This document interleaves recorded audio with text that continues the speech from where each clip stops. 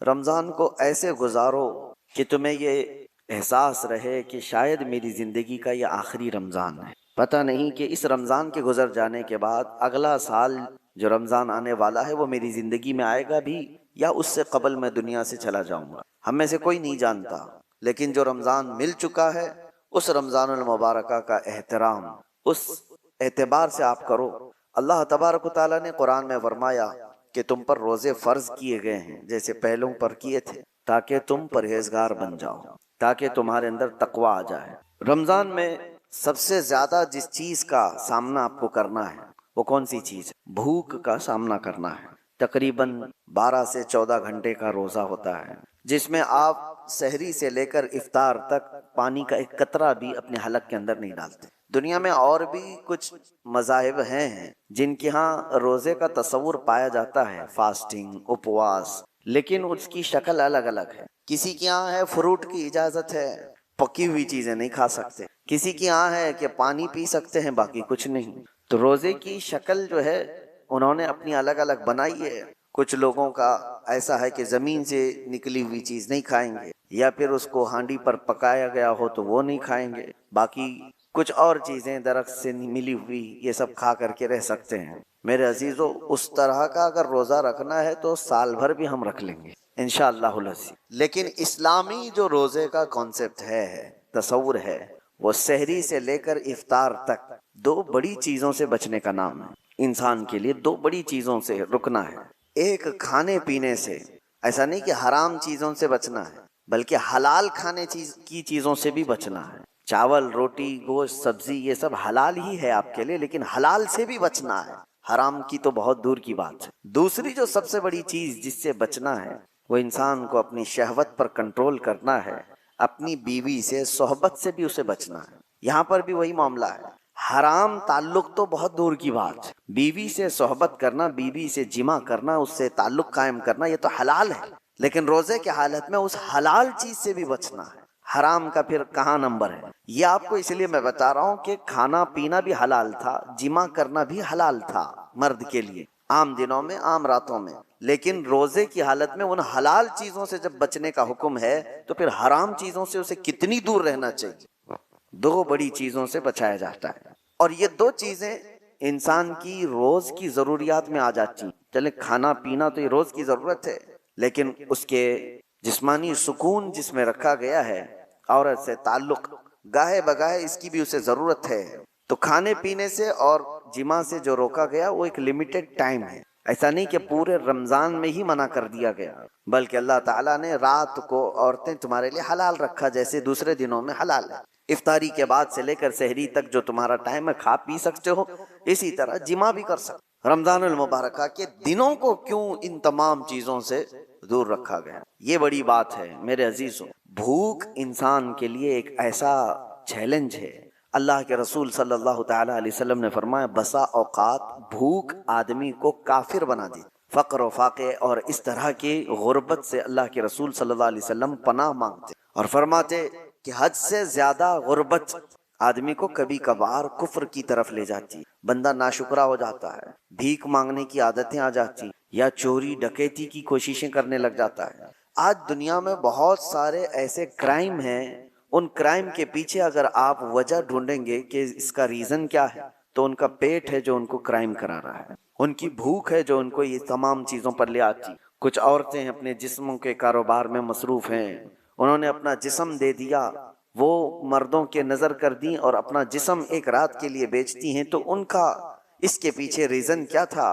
تو اکثر میں تو یہ سمجھ میں آتا ہے کہ ان کی بھوک، ان کے پیٹ کی ضرورت شہوت سے کرنے والے کم ہوں گے، لیکن اکثریت جنہوں نے اس راستے کو اختیار کیا، گھر کی غربت، چند پیسے آ جائیں، گھر سنور جائے، ان تمام خواہشات نے ان کو اس راستے پر لگا دیا۔ بہت سارے چور ہیں، بہت سارے ڈکیت ہیں، انہوں نے چوری کا راستہ اختیار کیوں کیا؟ یہ غربت ان کو وہاں پر لے آئی۔ اور ایک بار آدمی کرنے کے بعد پھر مالدار ہو بھی جائے تو پھر وہ اپنی پرانی خصلت چھوڑتا نہیں۔ مثال کے طور پر کچھ گنڈے، کچھ ڈاکو جو ڈکیت ہیں اور ڈاکہ زنی کرتے ہیں، ایسا نہیں کہ وہ غریب ہی رہتے ہیں، بہت مالدار ہو گئے، وہ ڈان کہلانے لگ گئے، کروڑوں کی ان کے پاس جائیدادیں آ گئی، لیکن وہ کام چھوڑتے نہیں۔ وجہ یہ ہے کہ بھوک نے ان کو شروعات کرا دی تھی، اب وہ بھوک ان کی موت تک مٹتی نہیں۔ بھوک کی وجہ سے وہ آیا تھا، پیٹ کی بھوک، اس کو مٹانے کے لیے چھوٹی موٹی چوریاں کیا، لیکن جس راستے کو اس نے اختیار کیا کہ بھوک کو ختم کروں، وہ راستہ ایسا ہے کہ موت تک اس کی بھوک کا وہ علاج نہیں دے سکتا، چاہے اس کے پاس اربوں کی جائیداد آ جائے، بھوک مٹتی نہیں۔ یہی طوائف کے ساتھ بھی وہ چند دن کر کے ایسا نہیں ہوتا کہ وہ چھوڑ دے، اس کا بڑھاپا آ جائے، جسم لٹک جائے، مگر وہ اس کاروبار میں جمی رہی۔ وجہ یہ ہے کہ اس راستے پر اس کو لایا کون تھا؟ اس کی بھوک، اس کی لالچ۔ شروع میں یہ سوچ کر کے آئی کہ چند دن مالداروں کو راضی کر دیں تو میرا گھر سنور جائے گا، مجھے بھی کچھ پیسے مل جائیں گے، تو اس راستے کو اختیار کیا، تو پھر یہ راستہ اسے موت تک چھوڑتا نہیں، اس کی بھوک مٹتی نہیں۔ کل دیکھا جائے گا، اگلی بار دیکھا جائے گا، یہ کرتے کرتے اس کی موت آ جاتی۔ اس لیے میرے عزیزو، جنہوں نے بھوک پر کنٹرول نہیں رکھا، ان کو بہت خطرناک راستوں پر جاتے ہوئے لوگوں نے دیکھا ہے۔ اور رمضان المبارکہ اسی ریہرسل کے لیے تمہیں لایا جاتا ہے۔ زندگی میں کبھی بھوکا رہنے کی نوبت آ گئی تو تم ایک مہینہ ایسی پریکٹس کر لو، اتنا اللہ تعالیٰ کی طرف سے دیا ہوا بھوک کو برداشت کرنے کی طاقت پیدا کرو۔ دیکھو آج رمضان میں آپ بھی بھوکے ہیں، صبح سے لے کر شام تک، ایک دن نہیں، 2 دن نہیں، 3 دن نہیں، 25 دن تک، 30 دن تک بھی بھوکے رہتے ہیں دن میں۔ لیکن کیا بتاؤ مجھے، رمضان کی یہ بھوک تمہیں عیاشیوں کی طرف لے جاتی ہے؟ کیا یہ بھوک سے بے قابو ہو کر تم بھی غلط راستے کو اختیار کر لیتے ہو؟ حتیٰ کہ اس رمضان میں ہم پہلے جو چھوٹے موٹے گناہ کرتے تھے اس سے بھی دور ہو جاتے ہیں، بچ جاتے ہیں۔ وجہ یہ ہے کہ یہ بھوک اللہ کی طرف سے دی گئی ہے، اور تمہیں صحیح کرنے کے لیے یہی قرآن کی آیت کہتی ہے لعلکم تتقون، اس لیے تم کو روزہ رکھوایا جا رہا ہے تاکہ تم پرہیزگار بن جاؤ، تاکہ تم متقی بن جاؤ۔ اور آج دنیا کے پاس یہ علاج نہیں ہے۔ اور ایک بات میں آپ کو بتا دوں، ایک بہت بڑی بات تاریخ کی ہے، بڑے دانشوروں نے کہا کسی بھی انسان کو بھوکا دیکھ کر ہمیں احساس کیا ہوتا ہے؟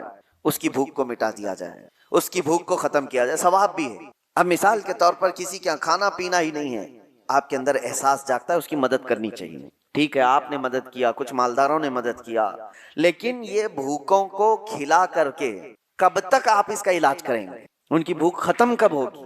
دنیا سے بھوک اور بھیک دونوں بند ہی نہیں ہوتی۔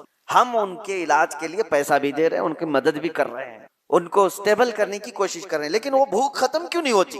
اور کب تک ہم یہ کرتے جائیں گے؟ بھوکوں کو کھلانا بہت بڑا ثواب ہے، لیکن یہ بھوک کا علاج ممکن کب ہوگا؟ میرے عزیزو، آپ دیتے رہیں گے، اس کو دوبارہ بھوک لگتی رہے گی۔ دوپہر کا کھانا آپ نے کھلا دیا، انسان کی طبیعت ایسی ہے کہ دوپہر میں آپ اس کو مچھلی، گوشت، ہر چیز بنی ہوئی سب کچھ دے دیں، پیٹ فل ہو جائے، بھر جائے، یہ زیادہ دیر تک نہیں، رات کو واپس اسے بھوک لگے گی، اس کی باڈی پھر طلب کرتی ہے۔ چلو آج دن بھر کا آپ نے کھلا دیا، کل کا کیا ہوگا؟ کل پھر اسے بھوک لگی۔ تو انسان کو روز بھوک لگتی ہے، ہر وقت پہ بھوک لگ رہی ہے، تو اس بھوک کو ہر وقت پہ آپ مکمل کرتے جاؤ، کرتے جاؤ، کب تک کرو گے؟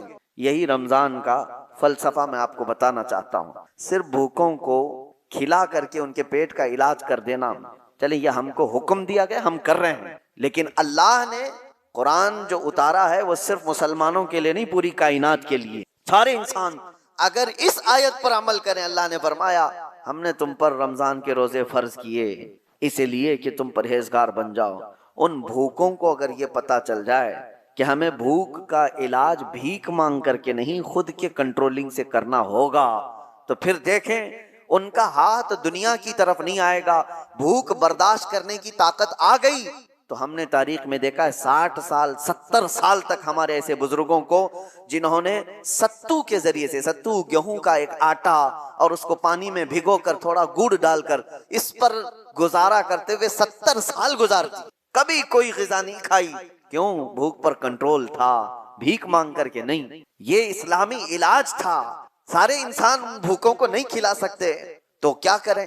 ابھی مثال کے طور پر میں آپ کو ابھارتا جاؤں کہ غریبوں کا خیال کرو، مسکینوں کا خیال کرو، کرنا بھی چاہیے، بھوکوں کا خیال کرو، آپ کو دوسروں کی بھوک کا احساس ہو، آپ اٹھیں گے، لیکن کیا دنیا میں موجود سارے بھوکوں کا علاج آپ کر لیں گے؟ اور کب تک کریں گے؟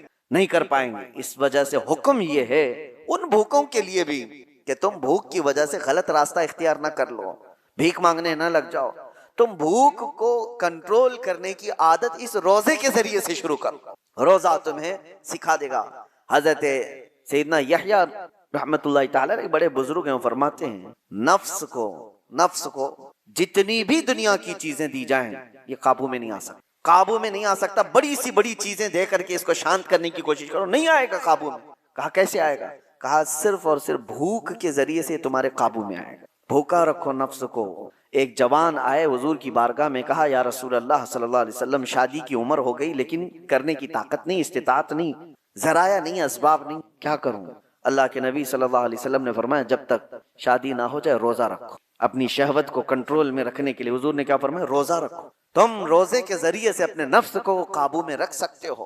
نوجوانوں کو آج بھڑکتا ہوا جو نفس ہے گناہوں کی طرف ابھارتا ہے، جتنا یہ کھاتے جائیں گے اتنی شہوت بڑھتی چلی جاتی ہے۔ اسی لیے کہا گیا روزہ ایک ڈھال ہے، اور روزہ ایک ایسی دوا ہے جو انسان کے نفس کو جو بھڑکتا ہوا بے قابو ہوتا ہے اس کو قابو میں لے آتا ہے۔ اسی لیے میں آپ کو بتاؤں، اللہ کے نبی صلی اللہ تعالی علیہ وسلم نے دو چیزوں کا حکم دیا۔ ایک تو مسکینوں اور غریبوں کو کھلانے پلانے کا حکم تو ہے ہی اسلام میں، خیرات کرو ان کو دو، لیکن دوسرا حکم صحابہ کو بھوکا رکھ کر کے ان کو کنٹرول کرنا سکھایا ہے۔ ایک صحابی حضرت ابو ہریرہ رضی اللہ تعالیٰ فرماتے ہیں کہ ایک دن مجھے شدت کی بھوک لگی، میں گھر سے نکلا کہ رسول پاک صلی اللہ تعالیٰ علیہ وسلم کے بارگاہ میں جا کر کے عرض کروں کہ آقا کھانے کے لیے بھوک بہت زیادہ لگی ہے۔ تو میں جیسے ہی باہر آیا تو حضور اپنے حجرے سے نکل رہے۔ توجہ سے سنیں، حضرت ابو ہریرہ عرض کرتے ہیں پیٹ دکھا کر کے یا رسول اللہ صلی اللہ علیہ وسلم الجوع، بھوک۔ نبی پاک صلی اللہ تعالیٰ علیہ وسلم نے مسکرایا اور اپنا جبہ اٹھا کر دکھایا، دو بڑے پتھر حضور کے پیٹ پہ بندھے ہوئے۔ حضرت ابو ہریرہ کہتے ہیں کہ اللہ کے نبی صلی اللہ تعالیٰ علیہ وسلم مجھ سے زیادہ بھوک کو برداشت کر رہے ہیں۔ پتھر باندھنا ایک علامت تھی کہ بھوک کو کنٹرول کرنے کے لیے پیٹ پر پتھر باندھے جاتے۔ پھر بھی نبی پاک صلی اللہ تعالیٰ علیہ وسلم نے فرمایا ابو ہریرہ چلو ساتھ چلتے ہیں۔ باہر نکلے تو جیسے ہی باہر نکلے حضرت ابو بکر صدیق باہر گھر سے آ رہے ہیں۔ حضور صلی اللہ تعالیٰ علیہ وسلم نے ان کو دیکھا، پوچھا ابو بکر اس وقت دوپہر کے وقت کس چیز نے تمہیں باہر نکالا؟ حضرت ابو بکر صدیق کہتے ہیں بھوک نے مجھے گھر سے باہر نکالا، میں کچھ کھانے کی تلاش میں باہر نکلا۔ حضور صلی اللہ تعالیٰ علیہ وسلم انہیں بھی ساتھ لے تھوڑی دور گئے تھے کہ حضرت عمر بھی نظر آئے۔ حضور نے ان سے پوچھا عمر اس وقت کہاں جا رہے ہو؟ کہا یا رسول اللہ بھوک نے مجھے گھر سے باہر نکالا۔ سب کا ایک ہی مسئلہ ہے۔ حضرت عمر بھی آئے۔ اب سنیے، تینوں کو رسول پاک صلی اللہ تعالیٰ علیہ وسلم لے کر ایک صحابی کے گھر گئے۔ وہ صحابی حضور پاک صلی اللہ تعالیٰ علیہ وسلم کی آمد سے اتنے زیادہ خوش تھے، گھر میں جو تھا سب پیش کر دی۔ یہاں تک تو بات ہے آگے کا واقعہ، لیکن ان تینوں صحابہ سے پوچھو، میں علاج بھی آپ کو بتا رہا ہوں کہ آپ دوپہر میں بھوکے تھے، مدینے میں کہاں جا کر کے کیا لانا چاہتے؟ ابو ہریرہ آپ کیا لانا چاہتے؟ پیسے آپ کے پاس بھی نہیں خریدنے کی۔ ابو بکر صدیق و عمر فاروق رضی اللہ تعالیٰ عنہ آپ کیا کھانے کے لیے نکلے تھے گھر سے باہر؟ تینوں کا ایک ہی جواب، ہم کچھ خریدنے کے لیے یا کچھ کھانے کے لیے نہیں نکلے، جب بھوک ہمیں شدت سے پریشان کرتی تو ہم چہرے رسول کو دیکھنے جاتے تھے۔ میرے آقا صلی اللہ تعالیٰ علیہ وسلم کے چہرے جمال جہاں آرا کو دیکھتے صحابہ کا عقیدہ تھا کہ جیسی بھی بھوک ہو ختم ہو جاتی۔ یہ ہے بھوک کا علاج، یہ عاشقوں کی بات ہے۔ کاش ہماری آنکھوں میں وہ جمال مصطفیٰ بس جائے، جب دنیا ہمیں اس طرح بھوک سے پریشان کرے تو وہ تصویر یار سامنے آ جائے، اور پھر حضور پاک صلی اللہ تعالیٰ علیہ وسلم کے اس جمال میں محو ہو کر کے ہم ساری بھوک بھول جائیں۔ اور ہوا ہے تاریخ میں ایسے۔ عزیزان گرامی، یہ باتیں میں آپ کے سامنے اس لیے کہہ رہا ہوں، وہ صدیق اکبر، وہ فاروق اعظم جن کے ناموں میں اتنی تاثیر ہے آج کہ آج بھی بڑی بڑی حکومتیں کانپتی ہیں ان کے دور حکومت کو سن کر کے۔ قیصر و کسریٰ لرزہ بر اندام تھے عمر ابن خطاب کے نام سے، لیکن ان کا حال یہ ہے کہ وہ کہتے ہیں بھوک نے مجھے گھر سے باہر نکالا۔ اللہ کے رسول صلی اللہ تعالیٰ علیہ وسلم کے سب سے قریبی صحابہ ہیں، وہ بھوکے رہ کر کے ریہرسل کر رہے تھے کہ بھوک پر کنٹرول حاصل کرو۔ آج ہمارے پاس سب کچھ ہے، اور کچھ مالدار لوگوں کو جیسی مال کی چربی آتی ہے ان کو لگتا ہے روزہ رکھنا تو غریبوں کا کام ہے، ہم کو اللہ نے کس چیز کی کمی دی۔ کچھ مالدار یہ سوچتے ہیں کہ مال جس کے پاس کم ہے وہ روزے رکھے، ہمارے پاس تھوڑی نا کچھ کمی ہے، دولت کی ٹھاٹ بھاٹ سب کچھ ہے۔ اگر تم دولت کو کمپیئر کرنا چاہو تو عثمان غنی کے قدم تک بھی نہیں پہنچ سکتے، لیکن انہوں نے بھی بھوکا۔ یہ رمضان کی بات نہیں کر رہا ہوں جو صحابہ کی، عام دنوں کی بات کر رہا ہوں، عام دنوں کی بات۔ حضرت عثمان غنی رضی اللہ تعالیٰ عنہ کا حال تو یہ تھا، میاں ان کے مال سے تمہارا کیا کمپیریزن۔ ایک جنگ میں، جنگ تبوک کے موقع پر انہوں نے جو صدقہ دیا تھا، خیرات کیا تھا، جانتے ہو آج کے زمانے میں اس خیرات کی ویلیویشن کر لی جائے نا، 116 کروڑ روپے بنتے ہیں آج۔ وہ حضرت عثمان غنی نے ایک ہی جنگ میں دان کر دیے تھے، وہ خیرات کرتے تھے تو 116 کروڑ آج کی قیمت بنتی ہے کوئی خیرات کرنے والا؟ اور ظاہر سی بات ہے پورا مال نہیں، اپنے مال کا تھوڑا سا حصہ انہوں نے خیرات کیا تھا، تو مال کتنا تھا ان کے پاس اس زمانے میں۔ اور یہی وجہ ہے کہ حضرت عثمان غنی رضی اللہ تعالیٰ عنہ کا مال آج بھی مدینے میں موجود، آج بھی ہے، ان کے نام کی ہوٹلز ہیں، ان کے ہی کھاتے میں جاتی، مدینہ طیبہ کی میونسپلٹی کا خرچہ حضرت عثمان غنی کے مال سے پورا کیا جاتا ہے۔ ان کا مال ختم نہیں ہوا، آج بھی موجود ہے وقف عثمان۔ میں یہ کہہ رہا ہوں اتنے بڑے مالدار، اتنا کچھ ان کے پاس تھا، لیکن زندگی گزارنے کے لیے انہوں نے بھی بھوک کو اختیار کیا ہے، بھوک کو اختیار کیا۔ ایک بار تو ایسا ہوا کہ ایک صحابی حضور کے پاس آئے، کہا یا رسول اللہ صلی اللہ علیہ وسلم شادی کے لیے مال کچھ خریدنے کی مجھے ضرورت ہے، سامان خریدنے کی، کچھ مال چاہیے۔ حضور نے کہا کہ جاؤ عثمان کے پاس اپنی شادی کے اخراجات کے پیسے لے لو، کہنا کہ میں نے بھیجا ہے۔ وہ صحابی آئے حضرت عثمان غنی کے گھر پر، تو ابھی وہ دروازے پر پہنچے تھے، حضرت عثمان کی گرجدار آواز آ رہی تھی اندر سے۔ یہ صحابی ٹھٹک کر کھڑے ہو گئے، سنا کہ ڈانٹ رہے ہیں وہ کسی کو، وہ اپنے خادم کو ڈانٹ رہے تھے، اپنے غلام کو ڈانٹ رہے تھے حضرت عثمان غنی۔ یہ کان لگا کر باہر سے سنتے ہیں کہ کس بات پر ڈانٹ رہے ہیں، تو دیکھا کہ خادم کو، غلام کو اس بات پر ڈانٹ رہے ہیں کہ چراغ میں اس نے بتی تھوڑی زیادہ کر دی تھی، تیل زیادہ جل رہا تھا، بتی کو تھوڑا سا لمبا کر دیا تھا تو تیل زیادہ جل رہا تھا۔ عثمان غنی اس بات پر خادم کو خوب ڈانٹ رہے ہیں، تو یہ صحابی باہر سے سنتے ہیں اور واپس چلے جاتے ہیں۔ جو اپنے گھر میں چراغ کے تیل جلنے پر غصہ کرتا ہو، میری شادی کا خرچہ کہاں سے دے گا؟ واپس چلے گئے۔ دوسرے دن آئے، وہی وقت تھا، آج پھر گرجدار آواز آ رہی تھی اندر سے۔ انہوں نے سنا آج پھر کسی کو ڈانٹ رہے ہیں، آج پھر خادم کو ڈانٹ رہے تھے، کس بات پر؟ اس بات پر کہ دال میں نمک زیادہ کیا ہوا ہے، زیادہ نہیں، ٹیسٹی بنایا ہوا ہے، نمک کے بغیر تو ٹیسٹ آتا نہیں، تو ٹیسٹ اچھا کر دیا۔ تو حضرت عثمان غنی اس پر اس کو ڈانٹ رہے ہیں کہ نمک اتنا استعمال کر لیا کہ دال لذت والی ہو گئی ہے، زیادہ کھائی جا سکتی۔ تو یہ صحابی جو باہر کھڑے تھے انہوں نے کہا یہ تو دال پر اور چراغ پر غصہ کرتے ہیں، یہ میرے شادی کا خرچہ کہاں سے دیں گے؟ وہ واپس پلٹ رہے تھے، حضرت عثمان غنی نے ان کو دیکھ لیا، کہا کہ کل بھی تم آئے تھے، آج بھی تم آئے، کیا بات ہے، کس لیے آئے؟ انہوں نے کہا بات در حقیقت یہ ہے کہ اللہ کے نبی صلی اللہ علیہ وسلم نے تمہارے پاس مجھے بھیجا، میرے شادی کے اخراجات آپ سے میں حاصل کروں، لیکن آپ 2 دن سے میں دیکھ رہا ہوں غصے میں ہیں، خادم کو خوب ڈانٹے جا رہے ہیں، کبھی چراغ پر کبھی دال پر۔ میں نے یہ سوچا کہ کہاں میری شادی ہو سکتی ہے ان کے مال سے۔ حضرت عثمان غنی نے کہا قسم خدا کی، تو کیا اللہ کے نبی کا حکم ہو تو 70 شادیاں میں تنہا کر دوں، لوگوں کے مدد کے لیے میرا مال کھلا ہوا ہے، لیکن جو تم نے دیکھا میرے گھر میں وہ میرے اپنے ضرورت کے لیے چیزیں تھی۔ خادم نے چراغ کو، بتی کو زیادہ کیا، تیل زیادہ جلتا گیا، نمک اتنا ڈال دیا کہ دال زیادہ کھائی جا رہی۔ اس بات پر میں نے غصہ اس لیے کیا کہ کل قیامت کے دن رب ذوالجلال اگر حساب لے لے، کیا عثمان تجھے اتنی ہی روشنی کی ضرورت تھی، تو نے اتنا زیادہ کیوں جلایا؟ اگر رب تبارک و تعالی حساب لے لے کہ تو نے دال جتنے پر تیرا گزر ہو سکتا تھا اس سے زیادہ کھایا کیوں، اس لذت بڑھ گئی تیری، تو میں کیا جواب دوں گا؟ اس لیے تربیت کے لیے میں اپنے خادم کو ڈانٹ رہا تھا، یہ نہیں کہ دوسرے کو دینے کے لیے کبھی ڈانٹا۔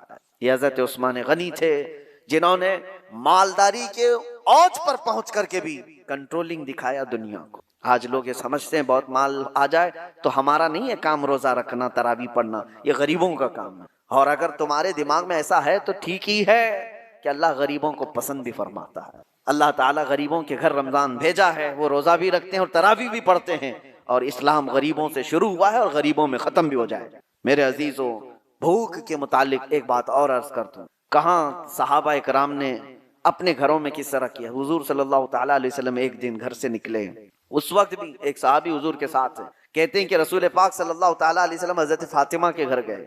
حضرت فاطمہ اس وقت گھر میں اکیلی بچوں کے ساتھ، دیکھا کہ آواز نہیں نکل رہی ہے بچوں کی۔ حضرت فاطمہ رضی اللہ تعالیٰ عنہ، نہیں میں یہ بات بعد میں عرض کرتا ہوں، حضور پاک صلی اللہ تعالیٰ علیہ وسلم کی ایک دعوت ہوئی حضرت ابو ایوب کے گھر۔ حضور پاک صلی اللہ تعالیٰ علیہ وسلم جیسے ہی پہنچے، انہوں نے ایک بکری کا بچہ ذبح کیا اور آپ کی دعوت کر دی. صحابہ جو ساتھ میں تھے، 2 صحابہ، حضور صلی اللہ تعالیٰ علیہ وسلم کھانے کے لیے بیٹھے تو حضرت ابو ہریرہ کہتے ہیں کھانے کی خوشبو اتنی تھی کہ جلدی سے جلدی لپکنے کا دل کر رہا تھا، ہاتھ لگا دوں. ظاہر سی بات ہے جو بندہ 3 دن سے بھوکا ہے وہ کھانے کے دسترخوان پر ہاتھ رکھنا ہی چاہ رہے تھے. رسول پاک صلی اللہ تعالیٰ علیہ وسلم نے کہا گھر والوں سے کہ ایک کٹوری اور ہو تو دے دو. سالن دسترخوان پر رکھا ہے، ایک خالی کٹوری منگوائی اور اس میں سالن آدھا کیا، اور اس کے بعد جو بات کہتے ہیں میرے آقا، اللہ اکبر. ایک صحابی حضرت ابو ہریرہ وہ کہتے ہیں کہ حضور نے یہ دیا اور کہا جاؤ فاطمہ کے گھر دے کر کے آؤ، پچھلے 8 دن سے ان کے ہاں فاقہ چل رہا ہے. 8 دن ہو گئے ہیں ان کے ہاں فاقہ چل رہا ہے، ان کے بچے اور ان کا. یہ کس گھرانے کی بات کر رہا ہوں؟ کیا وہ گھرانہ محتاج تھا؟ وہ گھرانہ کوئی محتاج گھرانہ ہے؟ پوری دنیا جن کے نام کا صدقہ کھا رہی ہے آج. اور اگر وہ چاہ لیں اللہ کی بارگاہ میں خواہش بھی کریں، روزانہ جنت سے جبرائیل ان کے لیے کھانا لے آئے. لیکن وہ گھرانہ ایسا تھا، بھوک پر کنٹرول کرنا سکھایا گیا، بھوک پر کنٹرول کرنا سکھایا گیا. یہی تو بات ہے کہ حسنین کریمین کی شجاعت کو پوری دنیا مانتی ہے کہ امام حسین کو کربلا میں 3 دن بھوکا اور پیاسا رکھ کر جھکانے کی کوشش کی گئی تھی. ان کے بچوں کو، ان کے خاندان کو پانی بند کیا گیا، کھانا بند کیا گیا. کیا جھکا امام حسین کا سر؟ پوری دنیا نے دیکھا. یزید کے سامنے جھکنا تو دور کی بات ہے، ہاتھ بھی آگے بڑھانے کو تیار نہیں ہوئے. وجہ کیا تھی؟ تم آج بھوک سے حسین کو آزما رہے ہو، ان کی ماں تو بچپن میں بھوک کی تربیت دے چکی، بچپن میں ان کو بھوک کی تربیت دی گئی ہے، بھوکا رہنے کی عادت دی گئی ہے. ارے روزے ان کے گھر کے ہیں، یہاں پر فاقہ ان کے گھر کا ہے. یہی تو بات ہے کہ آج اپنے بچوں کو اگر آپ بھوک کو برداشت کرنے کی تربیت دے دو، انشاءاللہ میرا یہ کہنا ہے کہ کبھی تمہارا بچہ حرام روزی کی طرف نہیں جائے. وہ کبھی ایسا نہیں ہوگا کہ اپنے لذتوں کے لیے کچھ بھی کھا لے گا. ہمارے گھر میں روز کھانا بنتا ہے، ٹھیک ہے، کبھی کبھار نہ بنا. میں خود میرے والد گرامی کو دیکھتا، کسی دن پورا کا پورا آف، کچھ بھی نہیں، وہ مرمرے ہوتے تھے. ہماری ماں سے کہا جاتا بچوں کو آج یہی کھلاؤ. ہر دن لذت والی چیزیں کھانے کی جو بچوں کو عادت ہو جاتی، ماں آج بریانی، ماں رات کو سالن، ماں آج یہ چاہیے، ماں وہ چاہیے. بچوں کی خواہشات پر تو ہم اتاولے رہتے ہیں، بیٹا کیا چاہیے ابھی. اور اب تو زمانہ پیزے برگر کا آ گیا، ادھر خواہش کیا کہ ادھر گھر میں آ گئی تھی. تو بچوں کو اس قدر ہم لذتوں کے ساتھ حاوی کر چکے ہیں ان کے کھانوں کی خواہشات کو کہ وہ اب بچ نہیں پاتے. اور ایک دن اگر ان کو ہلکی غذائیں کہو کہ کبھی دال چاول کھا. کتنے گھروں سے ہمیں یہ بات آتی ہے، ان کی مائیں یا ان کے گھر والے کہتے ہیں گھر میں کسی دن سبزی پکائی جائے تو یہ بچے گھر سے ہی بھاگ جاتے ہیں، کہتے ہیں آج کھانا نہیں ہے. کیا بنا ہے گھر میں؟ کچھ کھانا تھوڑی، باہر جائیں گے چائنیز کھانا ہے. کوئی دن ایسا آتا ہے کہ روز لذت والی چیزیں کھا رہے ہیں، آج دال چکھ لیں گے. کوئی دن ایسا آتا ہے کہ آج اپنے نفس کو مارنے کے لیے کریلا چکھ لیں گے، جو خواہش ہوتی ہی نہیں جس کی کھانے کی، چکھ لیں گے. میرے عزیزو، یہ بھوک کو اگر تم نے کنٹرول نہیں کیا تو یہ ایسا گھوڑا ہے جو کہیں رکتا نہیں. نفسانی خواہشات، اس کو لگام دینا پڑتا ہے. حضرت سیدنا عیسیٰ علیہ السلام نماز میں کھڑے تھے، کمزوری تھی، تو کہتے ہیں کہ شیطان ان کے پاس آیا اور نفس کے راستے سے ان سے کہا آپ بڑے کمزور ہیں، تھوڑا کھا لیں گے تو عبادت میں کھڑے ہو جائیں گے. آپ نصیحت کر رہا ہے، عبادت آپ کی اچھی ہو جائے گی، آپ تھوڑا کھا لیں گے، کچھ کھانا پانی پیش کر دو. سیدنا عیسیٰ علیہ السلام جلال میں اور کہا یقیناً بھوک تو لگی ہے، پیاس تو لگی ہے، لیکن تجھ جیسا شیطان اور یہ کہے کہ کھا لے عبادت میں طاقت آ جائے گی، یہ سمجھ سے باہر ہے، سمجھ سے باہر ہے. حضرت عیسیٰ علیہ السلام نے اسی وقت کہا میں مر جاؤں گا لیکن تیری پیشکش کو قبول نہیں کروں، تیری طرف سے جو بھوک مٹانے کی بات کی جا رہی ہے. اور اسی وقت عیسیٰ علیہ السلام نے یہ فرمایا کہ مجھے پتا ہے کہ شیطان اگر سب سے زیادہ بلکتا ہے، تڑپتا ہے تو انسان کی بھوک سے، کہ یہ بھوکا رہے گا تو میرا وار اس پر نہیں ہو پائے گا. شیطان کو اس بات کا ہمیشہ ڈر ہے کہ جو بندہ بھوکا اور پیاسا رہ جائے اور اس کو برداشت ہو جائے تو شیطان کہتا ہے کہ اس پر تو میرا وار ہو نہیں پائے گا، مشکل ہو جائے گا، اس کو کھلاؤ، اس کو پلاؤ. روزہ چھوڑنے کی جتنے لوگوں کے دلوں کے اندر یہ خواہشات آتی ہیں، وہ نفس ان کا روزے سے دور کرتا ہے. وہ شیطان کا جاسوس کہا گیا ہے نفس کو، جو چھوڑ کر کے گیا ہے. رمضان میں شیطان تو نہیں، لیکن شیطان کا جاسوس ہمارے ساتھ ہے، وہ نفس ہے. ہمیں کن کن چیزوں کی خواہشات ہے یہ نفس اسے خبر دیتا ہے شیطان، اور اسی راستے سے وہ ہم پر حملہ کرتا ہے.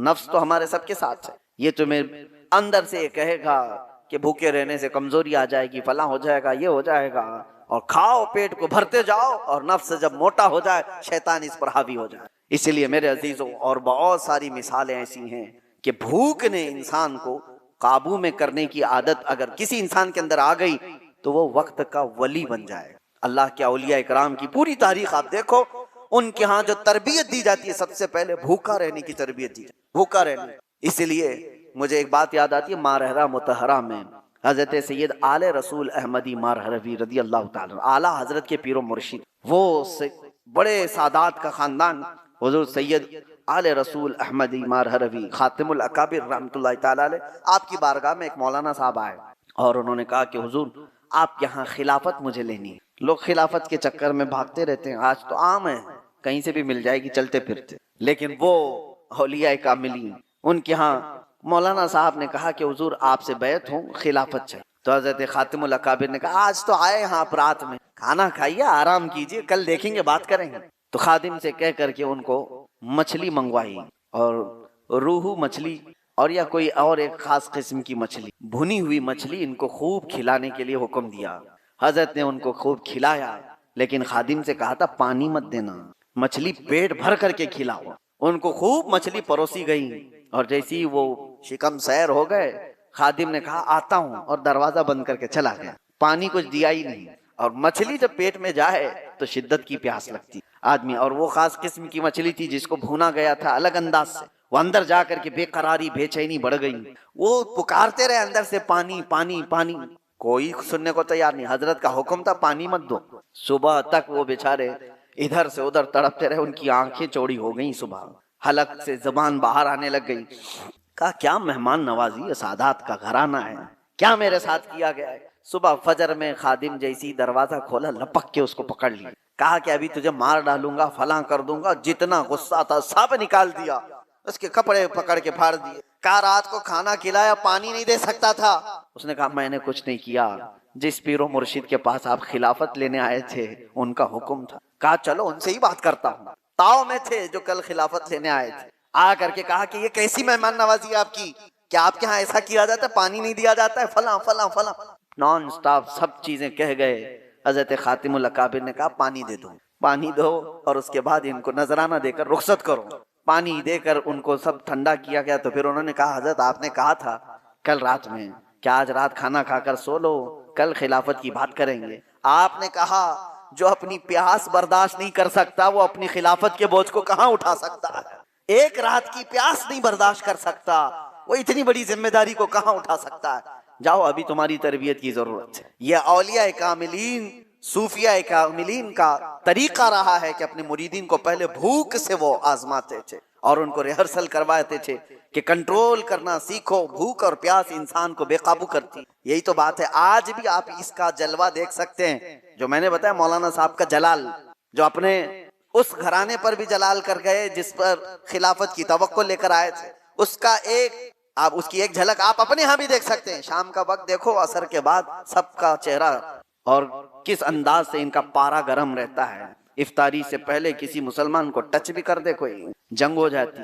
باہر سڑکوں پر تو اکثر یہ دیکھا گیا ہے کہ یہ بیچارہ سامان خریدنے جا رہا ہے، بائک بھگا رہا ہے، اس کو نہ ادھر کی دکھ رہی نہ ادھر کی دکھ رہی، خود ہی جا کے کسی کو ٹھوکا اور پھر اس کے بعد لڑائی بھی خود ہی کر رہا ہے، سامنے والے کو خود ہی نیچے کر کے مارنے کی کوشش کر رہا ہے۔ وجہ یہ ہے کہ یہ وہی جلال ہے جو صبح سے شام تک بھوک اور پیاس برداشت نہیں ہو رہی۔ یہ اللہ تعالیٰ کی عطا ہے جو تم محفوظ ہو۔ اگر اللہ تبارک و تعالیٰ کی رحمت نہ ہو تو ہم گھنٹوں بھی برداشت نہیں کر پائیں۔ یہ اللہ کی عطا ہے، اس کی رحمت ساتھ ہے۔ افطاری کے موقع پر آپ دیکھو دسترخوان پر کھانا آپ کو تھوڑا سا ہی ہے، لیکن دسترخوان پر اجتماعی طور پر اگر آپ بیٹھے رہے ہو کبھی مسجد وغیرہ میں، ارے کیلے کا ایک ٹکڑا بھی تمہارے سامنے والا بازو والا اٹھا لیا تو غصہ آ جائے۔ شربت کا گلاس آپ کے پاس رکھا تھا، کسی اور نے سامنے سے اٹھا لیا، ارے ملے گا بعد میں بھی، لیکن اس وقت برداشت نہیں ہوتا۔ ایک گلاس شربت کوئی لے لیا تو غصے میں اس کو دیکھنے لگ جاتے ہیں، بھائی اپنے سامنے کا دیکھ، میرا کیوں اٹھاتا ہے؟ تو یہ جو جلال ہے یہ وہی ہے جو صبح سے شام تک بھوکے رہے۔ اللہ اکبر، میرے آقا صلی اللہ تعالی علیہ وسلم کے دربار میں بس یہ آخری بات، ایک بار افطار کا دسترخوان سجا ہوا ہے، حضور پاک صلی اللہ علیہ وسلم حضرت عائشہ سے کہتے ہیں، عائشہ حجرے میں تھی، دیکھو باہر کوئی مسافر تو باقی نہیں رہ گیا، ہمارے دسترخوان پر آ جائے۔ حضرت عائشہ کہتی ہے میں حجرے سے کھڑکی میں جھانک کر دیکھتی ہوں تو جنت البقیع قبرستان کے پاس ایک درخت تھا، وہاں کوئی اپنے گھوڑے کو باندھتا ہوا ایک آدمی نظر آیا۔ حضور سے وہ عرض کرتی ہیں کہ آقا ایک مسافر دکھتا ہے کہیں دور سے آیا ہوا۔ حضور نے اپنے صحابہ کو بھیجا، جاؤ جو آیا ہے اس کو لے آؤ دسترخوان پر۔ تو صحابی گئے اور ان سے پوچھتے ہیں کہاں سے آئے ہو؟ بڑا لمبا سفر طے کر کے کوئی آیا ہوا تھا، اور اس نے پوچھا کہاں کا ارادہ ہے؟ تو آنے والے مسافر نے کہا میں محمد صلی اللہ علیہ وسلم کو دیکھنے آیا ہوں۔ کہا چلو وہ تمہارے انتظار میں۔ اسے معلوم بھی نہیں تھا، دسترخوان پر سب بیٹھے، وہ دسترخوان پر آ کر بیٹھ گئے۔ ایک ہی دودھ کا پیالہ تھا اور 70 صحابہ بیٹھے ہوئے، ایک دودھ کا پیالہ۔ کبھی تعداد صحابہ کی جو اصحاب صفہ ہیں حضور کے ساتھ، نبی پاک صلی اللہ تعالیٰ علیہ وسلم دسترخوان پر بیٹھے، سب سے پہلے وہ نئے آئے ہوئے اجنبی مسافر کو حضور نے پیالہ پیش کیا، اس نے اٹھایا اور پورا ہی پی گیا۔ اب ظاہر سی بات ہے روزے کا وقت ہے، جلال کیسا ہونا چاہیے کہ ہماری لیے تھوڑی سی تو چیز چھوڑتا، کسی ایک کی بھی ماتھے پر کوئی شکن نہیں، بلکہ میرے آقا نے اس کو پورا شکم سیر ہو کر پیتے ہوئے دیکھا تو مسکرایا اور کہا اللہ تجھے سیراب کر۔ یہ نہیں کہ اب ہم کیا کریں گے، ایک کھجور لی، خود حضور پاک صلی اللہ تعالیٰ علیہ وسلم آدھا چبائے اور اس کے بعد صحابہ کو دیا، اسی پر افطار ہو گئی۔ کسی نے آنے والے مسافر سے نہیں کہا کہ سب کا تو کھا گیا۔ یہی تو بات ہے کہ آقا کے بارے میں کہا گیا ہے آتا ہے فقیروں پہ انہیں پیار کچھ ایسا، خود بھیک دیں اور خود کہیں منگتے کا بھلا۔ وہ دربار رسالت میں یہ صبر سکھایا گیا تھا صحابہ کو کہ بھوک اور پیاس جتنی بھی ہو لیکن دوسرے کی اگر ضرورت ہے تو تمہاری ماتھے پہ شکن نہ ہے، پہلے اس کی ضرورت پوری ہو جائے۔ اللہ کریم اس رمضان المبارکہ کے روزوں سے ہمیں ہدایت کی توفیق عطا فرمائے۔ مولا کریم ہمارے نفس کو کنٹرول کی توفیق ہمیں عطا کرے، اور اللہ تعالیٰ اپنے وعدے کے مطابق ہمیں اس ماہ مبارکہ میں پرہیزگاری عطا فرمائے، تقوی عطا فرمائے، اور رسول کریم صلی اللہ تعالیٰ علیہ وسلم کی بارگاہ کا قرب ہمیں نصیب فرمائے۔